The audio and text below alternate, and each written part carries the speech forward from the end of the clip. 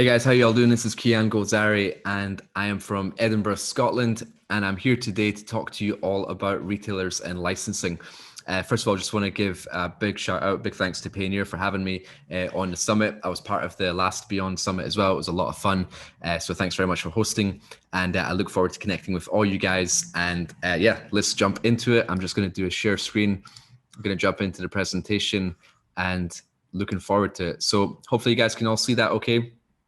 This is me, an image. This was taken at a trade and licensing exhibition in Las Vegas.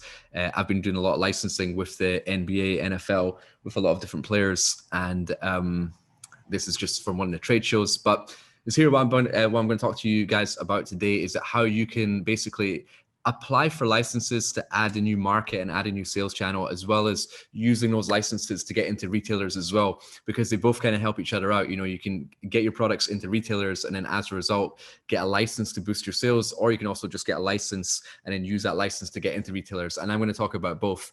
I'm going to talk about everything you need to know and then everything you need to do. So let's jump into it. As I said, my name's Kian Golzari. I actually started off in a family business. This is me, my dad, and my brother on the left, and then the same three guys on the right as well. And I've sort of grown up in a family business, and I learned a lot of lessons that way. So for you guys in family businesses as well, we can definitely relate. And if anyone wants to talk about that, feel free to reach out anytime. So just to give you an example, here's some of the brands that I've worked with. Both in the UK, Europe, and USA, which has been either licenses or retailers, and in loads of different markets. So I'm able to draw on a lot of different experiences because every single retailer is different. Every single license is different. They have a different minimum guarantee, a different royalty amount. Each retailer requires their goods to be delivered in a different way. So I can draw on a lot of different experiences from a lot of different markets from my work over the last 10 years. And I've sort of put that into sort of bite-sized actionable advice for you guys today. My favorite license I ever worked with was the London 2012 Olympics. And this was cool because my brother, who you can see here in the image, got to run with the Olympic torch when it came through Scotland. And we actually got to keep the Olympic torch. And I've actually got it here. In fact, I was going to pause my presentation and grab the torch because I've got it in my office, in my studio. But I do have a YouTube channel just called Sourcing with Kian. And the Olympic torch is always in the background of that. And that channel is all about sourcing because I've lived and worked in China for the last 10 years, developed over 2,500 products, visited more than 500 factories. And the last presentation I gave for Payoneer at the Beyond Summit was all about sourcing. So if that's something that interests you, if you want to learn more about that, you can definitely check out the last presentation if it's still available. If not, definitely check out the Sourcing with Kian YouTube channel. I'll teach you all the insights about sourcing products from China. And then here's a contract we did with the United Nations. This was for 300,000 roll mats. It was disaster relief. And this is important because it's not only just getting the best quality and the best price, but it's also speed to market as well, which is something I talk about in other presentations. Then this is something I did for the NBA as part of my company called Active Dreamers, which I started with another NBA player. And we sell motivation as well as selling products. Like here, we've got Steph Curry, and it's called a lay or play blanket. You know, you can sleep dreaming that you are your favorite player. So, you know, we use this players to inspire you to dream bigger and you can become like your favorite player, or you can flip it over and then use it as like a court and play around in your bedroom. And that's been super popular as well. I've managed to acquire the NBA license and, you know, many other licenses as a result of this and then get it into retailers. So that's been a lot of fun. And Steph actually joined the company as well. So he's a partner in the company. I'm proud to be part of a brand whose goal it is to inspire the youth to dream bigger. Active Dreamers, and I want every kid across the world to know that dreams come true. So it's very important, like, to have a proper message behind your products. So it just makes it a lot easier for acquiring, you know, licenses and getting into retailers if you have a story to tell as well. So I'm not saying you have to have it, but it just definitely makes it a lot easier when you're trying to acquire these licenses. On social media, Steph actually gave us a lot of signed jerseys and basketballs and stuff like that. And he signed it. We used it for giveaways, which really allowed us to build up our list. And then whenever we launched the product, he also posted it on his social media as well. And like their blanket and the towel set was getting like 500,000 likes. And we did the pillows. He posted that as well, which is crazy. So it really helps if you can align with an influencer in that space as well. Using your network and your leverage of your products to get them involved, possibly give them some equity in the company or give them a profit share. Many different ways you can go about it. And then this is me in the factory actually making the products. This was before the NBA finals in 2018 and sort of doing the last delivery because we knew it was going to be Cleveland against Golden State because it'd been that the last sort of 3 years in a row. So that's what we sort of went all in on in terms of production. And then, this is one of my favorite phrases, proximity is power. And, here with, I wanted to get very good at manufacturing products. So I moved to China and I lived there for a few years and I learned that. Then I made it my goal to supply the NBA and I started getting meetings and I moved to LA and I aligned with all these guys. So I would just say like my best advice is putting yourself in proximity of the place that you can get the best results for what your goals and dreams are. And it really works. So proximity is power is one of my favorite phrases. Neymar, we did a collection with him because he saw the stuff that we were doing with the NBA and with Steph Curry and who wanted a similar collection. And the deal we managed to leverage with Neymar is that he has to post it on his social media. He's posted it on his Instagram twice and he's posted it on Facebook as well. And he's got 114 million followers. And here, this is me in the factory actually making the products. And if you see any of my other presentations, you'll hear me talking about the importance of actually making the products yourself, which is a lot of content I've got about that. If you check it out on YouTube, super important. Okay, so that was just like an extended introduction with a couple of little stories, but now let's jump into it. This is what you need to know in order to get your products into retailers. And these are retailers offline. You can sell on like walmart.com and the TJ Maxx website and stuff like that, but this is more into the actual stores. Now, some of these strategies might change a little bit given the world climate and with stores like opening and closing and stuff like that. But in general, a lot of these things still apply. So let's jump into it. For retailers, right? The first question you have to ask yourself is, are you ready to supply a retailer? Because a lot of people just like the idea of supplying a retailer, but don't necessarily know all the baggage that comes along with it. Like you have to finance the whole order. Like imagine you have to pay your supplier the deposit, right? Then it takes them 2 months to manufacture the stock. Then you pay them the remaining 70% balance when they ship the stock. And when you supply it into a retailer, normally a retailer requires like 90 days credit. So then from when you pay your first deposit to the factory, when you get paid by your customer, it can be 5 months. So are you in a position to finance this order for 5 months? Are you able to take all liability on it? Because remember, you haven't been paid by your customer yet. So if there's a fault with the product, if it fails testing, or if they get a lot of returns because there's a genuine fault, then they're going to return those products to you without having paid you. So you have to be operating in a financial business model that you can burden that if you have to, So just bear in mind if you're willing to take the risk, if you're willing to take the liability, whether you're able to finance the order. And hey, the orders are big. If you're supplying like a Walmart or a TJ Maxx, you're normally getting orders for like 100,000 pieces at a time, depending on what the product is. So as long as your systems are all smooth, it can be very profitable for you, but it's not something that you should be jumping into as a beginner. You kind of need to establish yourself and build up your credit and things like that before sort of jumping in to supplying a retailer. Then the cool thing is that when you want to get your product into a retailer, you just need to convince the buyer of that product. So imagine when you're selling on Amazon, right? You have to convince the thousands of customers that click on your listing. Whereas when you want to supply a retailer, you just have to convince one person, and that's the buyer. And they make the decision to order 25 units or 50,000 units, or to put it in all stores, all states, or just California. So like you just need to convince that one person. So you have to be quite multi-channeled in your approach, and you have to be very unique in your approach and your offering. There's many different ways you can contact a retailer. A lot of people like reaching out by LinkedIn. A lot of people like going into the store and asking to speak to the regional manager. A lot of people like attending trade shows and things like that. And then normally these buyers like circulate the show. So like at that sport and licensing tailgate show that we had in Vegas, we were exhibiting our products, but the buyer of Walmart, the buyer of Kohl's, the buyer of TJ Maxx came to our booth and said, we like your products, we're interested in it for our store. So you might want to consider exhibiting at an exhibition which is relevant to your market. And then here's really important. You need to tell your story. You need to tell them who you are, why you're successful, and why you'll be successful for that retailer. That's it. You don't need to paint this long and beautiful story about how you had this idea when you were 9 years old. And they don't care. They don't have time. They get approached by many different people. So you just want to keep it simple. Who are you, why you're successful, and why you'll be successful for that retailer.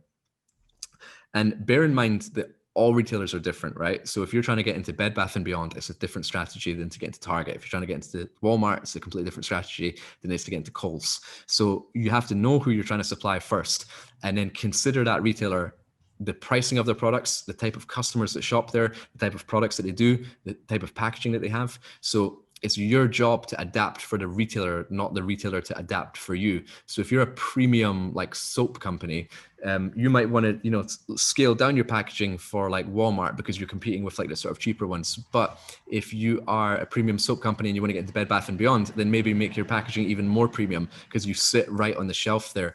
You really have to go into the store and study their shelf space and see, okay, what is on offer right now and how can I make sure mine's is better? But you're not going to stand a chance if you're more expensive and your packaging isn't as nice. So it's these sort of things that you need to consider. Buyers are very busy people, right? Very busy. They get offered and pitched products all the time. They're overworked. They've got far too many products to manage. They're under pressure to bring in a certain amount of profitability to their category. So the best success that I've found is when you do the buyer's job for them. And what I mean by this is that remove as much friction from their decision-making process as possible. So if they know that, okay, they have like 10 meters of shelf space to sell DIY or gardening, right? And you can go into any store and you can go to the DIY section and say like, okay, there's 5 meters or there's 10 meters of shelf space. These are the products on the shelf. Now, what I'm going to do is I'm going to like do an AI. I'm going to take a photo of this. I'm going to do an AI mock-up of like my product in my packaging sitting on this shelf. And when I go to the, and I'm going to study the products which are on here already, and I'm going to tell the buyer why my product is better and why that I'm cheaper than what they're currently doing right now. And then you go to the retailer, the buyer, and you say, look, this is an image. This is the products on the shelf. This is my product. It's better than this. It has more features. It's cheaper. And this is what it looks like. Then they're like, okay, easy decision. I can see that. I can see this. I can see their sample. I can see your sample. Done. But if you just send them a sample and make them figure that stuff out by themselves, they might not even get around to it. So it's important you do as much as their job for them as possible. And as I just said, make illustration drawings of the product on the shelf and remove as much friction as possible. You can tell I read my mind there. All right. And show why you're better than what they currently stock as well. Because look, they're not looking to chop and change just to save a couple cents on the unit. They'll just go back to their existing customer and say, look, we need you to knock off some of the price here. You have to show why you're better. So you have to really study what's in there and figure out why you're better. The same way when you bring out a new product on Amazon, you want to like be better than what's currently out there. So just make sure you have a point of differentiation or a solid brand experience, or you have traffic that you can bring to that retailer. For example, if your brand has an Instagram following of 20,000 people, you can say to like, okay, Bed Bath & Beyond, look, I will make Bed Bath & Beyond the exclusive retailer. I will not sell to any other retailer if you stock my product. And as a result, I will post on my social media, go to Bed Bath & Beyond to purchase this product now. Then you're sending people from your following into their store, which they love because they're not only going to look at your product, but they're going to buy a lot of other things when they're in store. So if you have a social media platform, definitely utilize that and ask for exclusivity or offer exclusivity to that store in order to get your products in there. Sorry, it's just a truck that drove by in case you heard that loud bang. And then look, don't push your product, push what's right for the retailer. Because look, if you're really persistent, you can get your product in the retailer and the buyer might trust you and you get the product in. But what would be really bad is if you get your product in, they order a lot and it doesn't sell. One, it might get pushed back onto you. And then two, the buyer doesn't trust you anymore because they're like, look, I followed your advice and the product just didn't sell. So I'm not going to order from you again. So just make sure that you push what's right for the retailer and not necessarily just in an effort to get your product in. Make sure if you know it's a good fit, then that's what you should be pushing. And again, it's your job to fit for the retailer, not the retailer to fit for you. And when you talk to them, get straight to the point. Don't paint this picture of a beautiful journey. Stand out by offering them a unique selling proposition. Your message needs to be clean and it needs to be focused. Just remember, these guys don't have much time. You need to get straight to the point. You need to say why that you're better. Do as much of their job for them as possible. Sounds simple, but it's a journey. And, buyers are assessed by how much profit they bring into their category, right? So they have, like I said, like 5 meters or 10 meters of shelf space to play with. And their job as a buyer is to bring as much profitability in that 10 meters. So if let's go back to gardening. If you're doing like a massive like outdoor furniture chair, which takes up like a meter shelf space, but that product is only selling for like, $12 and the profitability of each unit is like $4.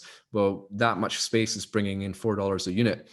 But if you do like a little like shovel or a little compass, which is like that size, which you can get like maybe 20 products in that 1 meter shelf space, and you're selling for $20 and your cost price is $5, then that shelf space is now a lot more profitable based on the space and the margins. So That's just how they think. So if you understand how they think, you can offer products which you can say, okay, our product takes up less shelf space, you have more margin, and it's a higher ticket price. So this is why it's going to work for you guys. So these are the sort of things you need to assess when you're offering a product to them.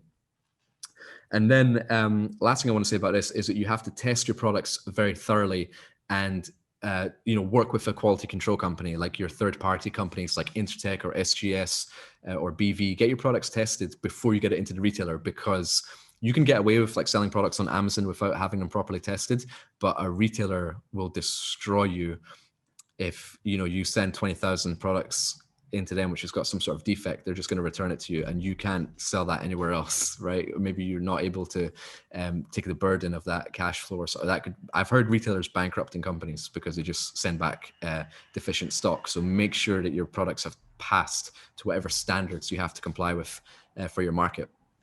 Okay, so that's a quick one on retailers, right? Now, licensing. This is my favorite thing, right? So I love working with the NBA, Olympics, and then as a result, like a lot of other licenses reached out to us to say like, okay, now can you produce like NASCAR? Can you produce like FC Barcelona? And it's like licenses can see something's already working, and they're like, okay, well now bring that profitability into our license, because the license will make a margin per unit sold. So if they're like, hey, if it's worked for another license, it'll work for us as well. So licenses actually seek you out once you've had a successful one, if you know what I mean. And trade shows, again, is a very good place to do that. So with licensing, let me tell you everything you need to know and then everything you need to do, right? So as I said at the start of the presentation, licensing opens a lot of doors and it gets you meetings with retailers because you're the exclusive license holder. For example, in 2011, we were awarded the license for the London 2012 Olympics, but we were the exclusive license holder. So if you wanted to buy, and we had 9 different categories of products. So if you wanted to buy an Olympic backpack or Olympic outdoor blanket or an Olympic mascot sleeping bag, it had to come from us. So now when I go approach a retailer, I can say, hey, are you interested in purchasing London 2012 official merchandise product? They're like, yes, absolutely. I'm like, well, we are the sole licensee holder for this product, so it must be purchased through us. So that got us meetings with every single retailer in the country because we had that license. And this could be like for, the World Cup, for the Super Bowl. Think of anything that's coming up in your category, if it's like a new Star Wars movie or whatever. If you have that license, you can now go to any retailer and say, if you want that product, you have to buy it from us, as long as you're the exclusive license holder. So that opens a lot of doors. And then when we got the meetings with the retailers, we said, hey, this is our license collection, but here's also our core products. We have a camping and outdoor brand called Highlander. And I'm like, all right, okay, these are our Highlander tents, these are our sleeping bags, these are our walking poles. And they ended up taking the Highlander items one by one. 10 years later, we're still supplying them. So it can get you the foot in the door by having a license. Will definitely get you the meeting, and then you can push other products as well. Bear in mind that licenses already have an established market. So they're opening you up to a huge customer base who want that brand, and it can really turbocharge your business. So for example, like if you sell cowboy boots, right? And then all of a sudden you get the NFL license. Well, now you can do cowboy boots with the Dallas Cowboys logo, with the Green Bay Packers logo. And now people who just like the Dallas Cowboys now want to buy your cowboy boots because you have that logo on it. But the Green Bay Packers fan might have never bought your cowboy boot in the first place, but now they want it because it's got their logo on it. So it's basically opening you up to an entire new market just because you got that license. But remember, it's a big responsibility. You're representing that license, so you have to go through their approval process, their insurance. You're liable if anything's dodgy with the stock. So just remember the responsibility that you're holding for that brand. Licenses work mainly under a minimum guarantee, and that's basically the amount that you guarantee you will pay that license every year. So a minimum guarantee might be $20,000 a year, it might be $100,000 a year, depending on the license that you're getting. And it just means that if you sell 1 unit or if you sell 1 million units, they're guaranteed to get that 50K minimum guarantee, and then anything over that they get like their royalty. And sometimes you get agree a royalty amount of 10%, 15%, 20%, whatever it may be. So when you agree a minimum guarantee of, let's say, $50,000 a year to have that license, right? Just remember that you're now under the clock, that you have to pay that fee every year. So you have to calculate in your costings, right? Okay, if I have to pay this license $50,000, how much profit do I need to make, or how many units do I need to sell to break even? So you could say like, okay, am I financially ready to be running the licensing model? Can I take on a burden of 50K? Do I envision that I'll make a lot more profit than 50K as a result of having this license? do I have the channels to sell this product, or do I want to create new channels after I get this license? These are sort of questions you need to ask yourself. And then in order to get a license, right, just make sure your accounts are in check, because the way licensing works is that you have to accurately report your numbers, to say like, okay, this is how much profit we made last year, this is how many units we sold last year. And if your accounts are in disarray, the license is going to be like, well, why would we give you our license? Because you don't even know like how many units you sold last year. So how are you going to be able to tell us how much money you owe us? But if your books are in check and your accounts are really straight and are clean and organized, they're a lot more likely to give you the license. And as I said at the start, like once you get good at licensing, other licensors will then seek you out. And they use you and your business infrastructure to increase their revenue. So, for example, we're selling NBA licensed product on our website. We're selling like Neymar and Brazil licensed product on our website. Now, sport enthusiasts come on our website, and if we acquire the NASCAR license or NFL license after that, they know that they will just get sales on our website. So they don't have to do any additional work. All they need to do is grant us their license, and they will make an additional $50,000, $100,000 a year, depending on the minimum guarantee and the royalty of the sales. So they will seek you out once you're good at what you do. So now licensing, here's what you need to do. If you don't have distribution, you need to create distribution. So like, they're not going to sell the product for you. Now that you've got their license, you still have to sell it. So if you have the sales channels already, perfect, then you're good. But if you don't have an email list, if you don't have a decent website, if you don't supply into retailers, like you need to consider where you're going to sell these products once you get a license. If you get a license and then you try and figure out, all right, where am I going to sell it now? It could be a big problem, because if the retailer doesn't take your stock and you've guaranteed to pay like, $50K licensing fee, then you land yourself in a bit of trouble. But just do some research, know your customer audience, do some polls. Would you purchase this product if we had the Barbie license? Just make sure you got it figured out. Have proof of concept that your product actually sells, because licensors want to know how much money you're going to make for them. So for example, if you're doing $1 million a year in sales and then you add a license, right? You might do an additional 500K in sales, an additional 500K, because you have that license now. And they know if they make 20%, they're going to get an additional 100K from you as a license. So once you have proof that the product sells and you know that it's a license that will work for your brand and your products, and you have the channels, it's really quite easy to calculate how much you project you'll make and how much you'll make for the licensor as well. And then similar to the retailer, when I said make sure it's a retailer that fits for you, make sure it's a license that makes sense for you as well, and align with the ones that will have the biggest impact for your business. So for example, like us doing these like NBA basketball courts and then the player on the other side, if I was to get like, I don't know, the Nickelodeon license and do it on the same product, I don't think it would have the same effect. And I think the customer base that we have is not going to attract like Nickelodeon fans or Marvel fans as it would sport fans. So just make sure you know who your customer audience is, and it's a license that those people will be attracted to. And then my best way of getting licenses is go to the trade shows and find the licensors and understand the market. Like you get a lot of information by talking to other brands who acquire licenses. Where are you guys selling? How's the retail going for you? How are the online sales? Are you selling much on NBA.com? How much do they take stock? How is Amazon with licensed product? Do people try and knock you off? You go to these trade shows and ask a ton of questions, and then you'll get a lot of good answers back. I got the NBA license by DMing a friend on Instagram who used to play in the NBA. We went to college together, University of Miami, 2008. And he went to play in the NBA, and I was like, hey man, we used to like study together. Like I've been living and working in China. I work with factories. I develop all these products. I get my products into retailers. If you can get the NBA license, I'll take care of the production. Let's merge our two worlds together. He was like, cool. Met with the NBA, got a license. I made the samples. We met with the NBA. We got players on board. We got Steph Curry posting it, and there you go. And I just sent a DM on Instagram, and that's how it all started. But I didn't go down the route. But then with the Olympics, it was a tender process and things like that. And then with other licenses, it's been at trade shows. So there's not like one approach. But if you find the person who holds the keys, you can send it on Instagram, you can get it on LinkedIn, you can ask for introductions. So many different ways that you can get into licensing. And then remember that licensors get pitched all the time, similar to retailers. So you have to give them unique opportunities as well.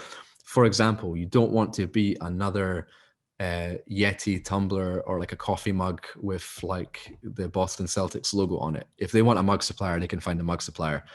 Give them the mug which is going to be the coolest mug they've ever seen in their life, and it's a new product that they can really get excited about, or create a story like the lay or play blanket. Don't just offer them standard products which they're already selling. Give them something unique and get exclusivity on that license. It's definitely not easy, but persistence pays off. It's kind of like if you keep banging at the door, you'll eventually get there. It'll come down, and then like the floodgates open, and you'll get loads of other opportunities for other licenses. You'll be able to get into any retailer that you want. So it's really a massive opportunity, and it's kind of the next way to expand your business as well. Once you feel like you've mastered the online sales. And here's a good thing, like, if you're a big seller on Amazon, right, that's something that retailers and licenses get really excited about, because, retailers have a bit of FOMO. FOMO is like fear of missing out of the money which is being made online on Amazon. And if you're like, hey, I can bring you a piece of that pie, because like, look, this blue light blocking glasses that I sell, I don't actually sell them, I'm just using them, are, doing $1 million a month on Amazon, or like 6 million a year on Amazon. Now, do you want that for your retail store? Like, heck yeah. Like, they're like, you figured something out that sells really well, so we want a piece of that. So if you can show your Amazon numbers and show that you're really successful on Amazon, you've got a much higher chance of getting into the retailer as well. And then that was pretty much it for retailers and licensing.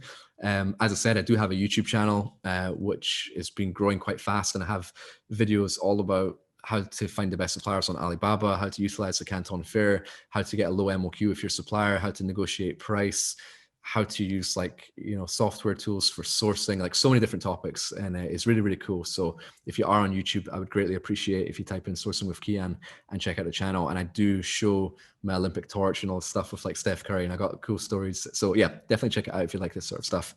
And I also have a Facebook group of the same name, Sourcing with Kian. And if anyone's got any questions about retailers or licensing, or also sourcing products, I've got like 3,000 members in the group. It's all free. Just post your questions and we all help each other out. It's an amazing community to be a part of. And then I'm also on Instagram, where I'm Kian_JG.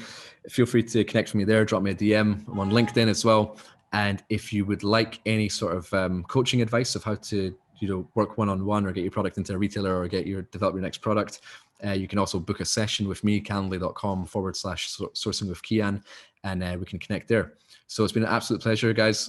Great to meet you all, and hope you enjoyed the presentation. Thanks again to Payoneer for having me. Absolute pleasure. You guys are awesome. Always very, very, very kind to me. So yeah, love being here, and see you guys soon. Have a great day.